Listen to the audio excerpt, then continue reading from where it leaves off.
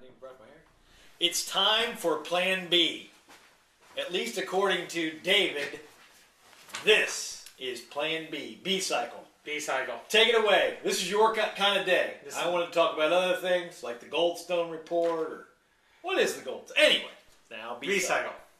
B-cycle is a bike sharing program. Bicycle sharing is kind of a foreign idea to most in this country.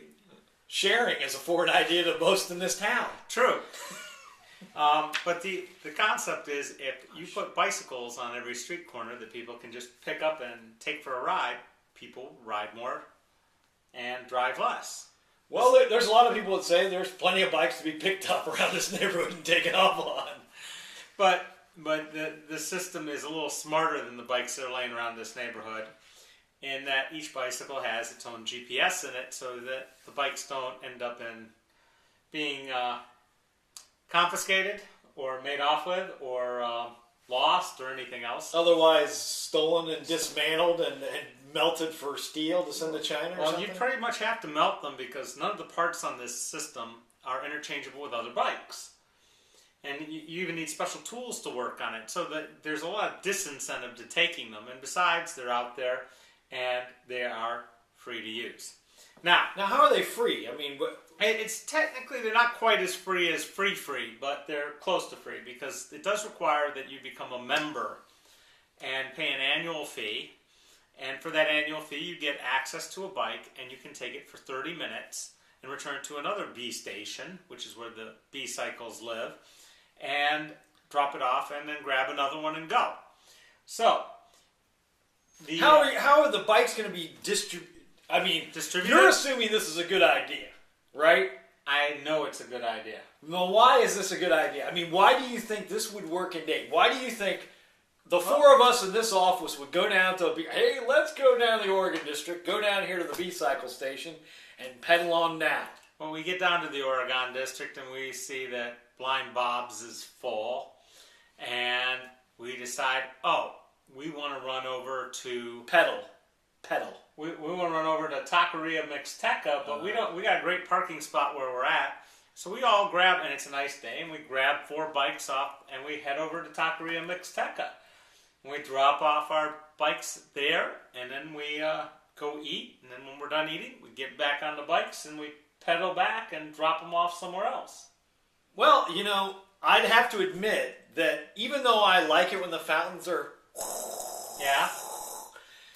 The B-cycle might have been just a little bit better kind of investment for those involved. But, if if you belong to the racket club and you overlook the little ants that are people of Dayton, the fountains. The fountain, yeah. Oh, look at those little people down there. Look at them enjoying the fountains. But where this becomes really powerful is when we start looking at our high concentration populations of workers or students. Think about UD or Sinclair. Sinclair is my favorite example because we have basically 20,000 people show up at Sinclair's campus. They fight for parking spots in that garage. And then they're afraid to leave campus because if they leave, it might take them during the midday, hours to find a parking spot again. And you're right. They would be better served and, more nutritious if they could either pedal this bike down to the Oregon Express, or Blind Bob's, yeah. Trolley Stop, Dewey's even. Yeah. Go down to UD. And then hop back, drop the bike off, grab another one, and ride back to campus. Same way with 2nd Street Market. Yeah. Shopping local. We could use one of these bikes right in here. Like if you put a station in South Park, because most of this community is walkable. Well, then we get our little basket. We go down and buy our chicken and our sausage and our bacon. And our eggs. And our eggs and our grass-fed beef from the 2nd Street Market, pedal on back, and we'd be serving the community. Yeah, but here's the thing, though. People who live in South Park don't really need to get on a B-cycle to go over to the 2nd Street Market because they probably have their own bicycle, but it doesn't come top of mind to ride their bike because they don't see a lot of people on bikes. We see Greg riding around on his bike. All the time, but we don't see a lot of people, and we don't see them used with that big basket on it. The big basket is a key thing, the idea of carrying things easily with it. So by flooding the market with these B-cycles, all of a sudden that awareness goes up. And the other thing they found is the more people on bikes, the less accidents we have involving bikes. Because people start looking out for them. Become aware. Become aware. And I'm part of that becoming aware because you'll notice me on the bike. Oh, yeah. Because you'll be afraid of me. So what it could do to downtown businesses and solve our parking problems and get those students out to move out from the confines of campus would be huge impact economically.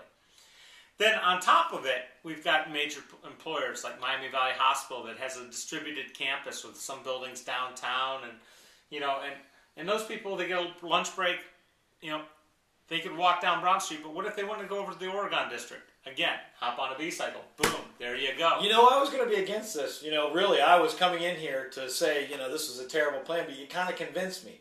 However, cost-wise, and it wouldn't be that much money, really, if you look at the boondoggles that we put our money into. Oh, yeah. This is considerably less than one of those fountains. Yeah, and really it does teach a skill that's going to be used in the future, fixing bicycles, and maybe even learning how these things operate, solar panel kind of things. There's some other aspects about this, though, too. There's a social network involved in this so that you can keep track of where your friends are and everything else and connect with. And businesses can actually see who's going to go ride around them and say, hey, if you stop in here, we'll give you 10% off. And there's sponsorship opportunities for advertising. So like a major business in this community could put their name all over town and give something back to the community, which is a lot better than spending your money on TV ads or print ads that, here and they are. already bought every, sports complex, so why wouldn't they do this? Right. Why name Let's not throw the Medicare people under the bus. Maybe they'll help us out and do this bicycle. And it gets them... But I think we've probably talked Paul, no, hold on. One thing else. One more point. It gets you fit, too.